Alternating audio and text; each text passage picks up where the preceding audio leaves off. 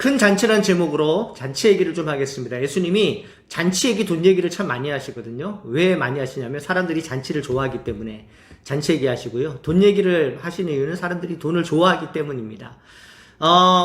어느 주인이 큰 잔치를 베풀었어요. 여러분 16절 말씀 보십시오. 이르시되 어떤 사람이 큰 잔치를 베풀고 많은 사람을 청하였더니, 주님입니다. 하나님께서 잔치를 베풀고 많은 사람을 청했다. 우리나라 이제 잔치 문화는 아무나 막 많이 데려가면은 다 받아주고 좋아하죠. 그러나 서양이나 이제 당시 유대인들은 청한 사람만 올 수 있어요. 청첩장을 입구에서 제시를 해야 되는 거예요.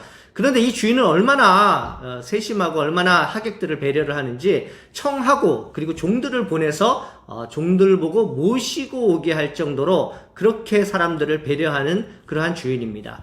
근데 놀라운 것은 청함을 받은 사람들이 다 거절합니다. 어떤 사람은 나는 밭을 사서 밭을 갈아야 됩니다. 어떤 사람은 나는 소를 사서 소를 시험해야 됩니다. 어떤 사람은 나는 장가를 갔기 때문에 가지 못하겠습니다. 여러분, 핑계는 본인이 알아요. 본인이 핑계를 대는 것과 정말 하지 못하는 것을 알거든요. 핑계라고 보면 이렇게 볼 수 있잖아요. 소를 산 사람은 꼭 지금 소를 연습을 해야 됩니까? 잔치 갔다 와서 소 연습해도 되고요. 밭을 산 사람은 밭을 꼭 지금 갈아야 됩니까? 나중에 갈아도 되는 거고요.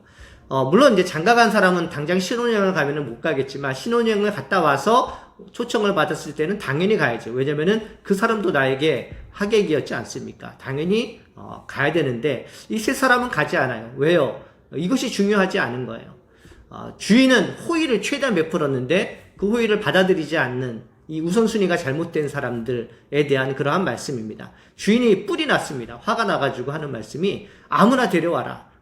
그 말씀이거든요. 여러분 21절 말씀 보십시오. 종이 돌아와 주인에게 그대로 고하니 이에 집주인이 노하여 그 종에게 이르되 빨리 시내의 거리와 골목으로 나가서 가난한 사람, 몸 불편한 사람, 맹인들과 저는 자들을 데려와라.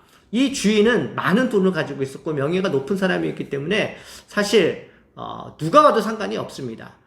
좀 서민들이야 높은 사람이 내 잔치에 와줬으면 좋겠지만 이 주인은 너무나도 위대한 사람이고 너무나도 많이 가진 사람이기 때문에 굳이 높은 사람 관료가 안 와도 상관없고요. 아무나 와서 자리를 채워주는 것이 이 사람의 명예를 높여주는 것이기 때문에 가난한 자, 저는 자, 장애우라도 다 받아들이는 것입니다.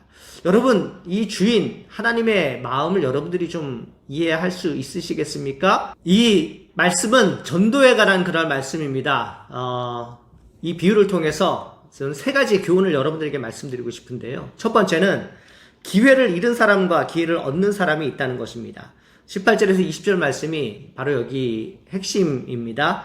다 일치하여 사양하여 그러므로 가지 못하겠노라. 사양하는 이유들이 많이 있겠지만 이것이 핑계가 되어서 천국의 잔치에 참여하지 못한다면 이 사람들 얼마나 불쌍한 사람이고 얼마나 안타까운 사람들이겠습니까? 초청을 받았지만 이런저런 핑계를 대는 사람 탈락입니다. 하나님 나라에서 떡을 먹지 못합니다. 탈락입니다.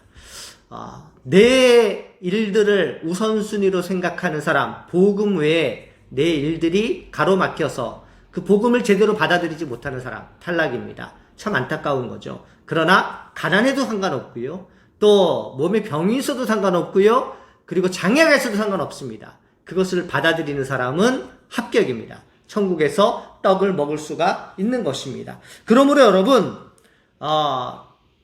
장가를 가고 소를 사고 밭을 샀기 때문에 천국을 못 가는 것이 아니고요. 이것은 우리의 일상이잖아요. 그 일상의 일들 때문에 우리들이 더 중요한 것을 놓친다면 그것이 불쌍한 사람이고 천국에 탈락되는 사람이라는 것을 여러분 기억하시기를 바랍니다. 무엇이 중요한가? 무엇이 우리의 우선순위가 되어야 되는가? 하나님 나라와 그 복음이 최우선순위가 되기를 소망해요. 여러분 우리가 가진 것 또 그것을 핑계로 하나님의 복음을 저버리는 일이 없기를 간절히 소망합니다. 두 번째로 최선을 다해 전도할 이유는 그 사람에게 마지막 기회가 될 수 있기 때문입니다. 24절 말씀 보시면 내가 너에게 말하노니 전에 청하였던 사람들은 하나도 내 잔치에 맛보지 못하리라 하였다 하시니라. 전에 청하였던 일상이 바쁜 사람들 다시는 들어오지 못합니다. 노아의 방주 문이 닫히면 다시 들어오지 못해요. 그대로 끝나는 것입니다. 기회가 주어졌지만 기회를 차지하지 못하는 사람들 너무나도 안타깝죠. 그러나 최선을 다해서 우리가 전도를 해야 될 이유는 그 사람이 마지막일 수 있기 때문이에요. 우리의 전도를 받을 수 있는 마지막 사람일 수 있다는 그런 간절함이 우리에게 있기 때문입니다. 다음 주 오후에 우리가 부천에 전도를 하러 나가는데요. 여러분, 최선을 다해서 전도하시기 바랍니다. 그 사람 언제 만날지 어떻게 알겠습니까? 이제 마지막 볼 수 있는 그러한 사람인데 최선을 다해서 전도해서 그 사람의 마지막이 울림이 있기를, 여러분들의 전도를 통해서 울림이 있기를 간절히 소망합니다. 어떤 사람들은 핑계로 천천히 교회에 나갈게요, 천천히 예수님 믿을게요, 이런 분들이 참 많습니다. 여러분, 밭을 산 사람도 천천히 밭을 갈고 잔치를 갈게요. 소를 산 사람도 소를 시험하고 천천히 갈게요. 장가 간 사람 장가 갔으니 천천히 갈게요. 다음엔 기회가 없습니다. 없어요. 이 말씀을 기억하시면서 내가 전도하는 어떤 사람이 마지막 기회를 가진 사람일 것을 생각하시면서 최선을 다해 전도하시는 여러분들 되시기를 소망합니다. 세 번째로, 전도는 자리가 찰 때까지 하는 것입니다. 22절과 23절 보시면, 종이 이르되 주인이여 명하신 대로 하였을 때 아직도 자리가 있나이다. 주인이 종에게 이르되 산과 산 울타리로 나가서 사람을 강권하여 데려다가 내 집을 채우라 그랬습니다. 21절에는 길과 골목으로 나가서, 도시에 나가서 전도를 하라 그랬는데, 길과 도시에 나가서 장애우도 전도하고 몸이 아픈 사람, 가난한 사람 다 전도하여 왔지만 아직도 빈자리가 차고 채워지지 않습니다. 그래서 23절 말씀에 길과 산 울타리, 이제는 이제 밖으로 야외로 나가는 거예요. 그러니까 이것이 무엇을 의미합니까? 우리가 전도할 때 차지 않으면은 계속해서 전도하는 것입니다. 오늘 전도해서 차지 않으면 내일 전도하는 것이고, 또 모레 전도하는 것이고, 들어왔다가 다시 나가서 전도하는 것, 이것이 바로 하나님이 우리에게 원하시는 것입니다. 여러분, 전도에 게으르지 않기를 주님 소망합니다. 열심히 전도하시기를 소망합니다. 우리가 전도할 날이 얼마나 많겠습니까? 우리가 다른 사람을 인도할 날이 얼마나 많겠습니까? 마지막으로 이 한 말씀 저희들이 다 같이 읽고 저희들이 오늘 말씀을 마치겠는데요. 같이 한번 읽어볼까요? 살아가면서 단 한 명이라도 나를 통해 예수님 만나는 사람이 있기를 소망합니다.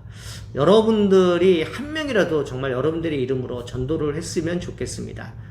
내가 죽기 전에 단 한 명, 내가 주님께 사람을 이끌 수 있도록, 내가 축복의 통로가 될 수 있기를 위해서 여러분 기도하시고, 그리고 전도에 애쓰시는 여러분 되시기를 바랍니다. 큰 잔치를 베푼 주인의 마음이 저와 여러분들의 마음이 되기를 간절히 소망합니다. 하나님 아버지, 감사합니다. 오늘 잔치를 베풀고 초청을 했던 주인의 마음, 우리의 마음이 되기를 소망하오며, 열심히 전도할 수 있도록 은혜 베풀어 주셔서 우리가 아는 사람, 또한 우리 가까운 사람 중에 예수님 믿지 않아서 천국에 가지 못하는 사람, 하나님 나라에서 떡을 먹지 못하는 사람이 한 명도 생겨나지 않도록 우리 주님께서 은혜를 더하여 주시옵소서.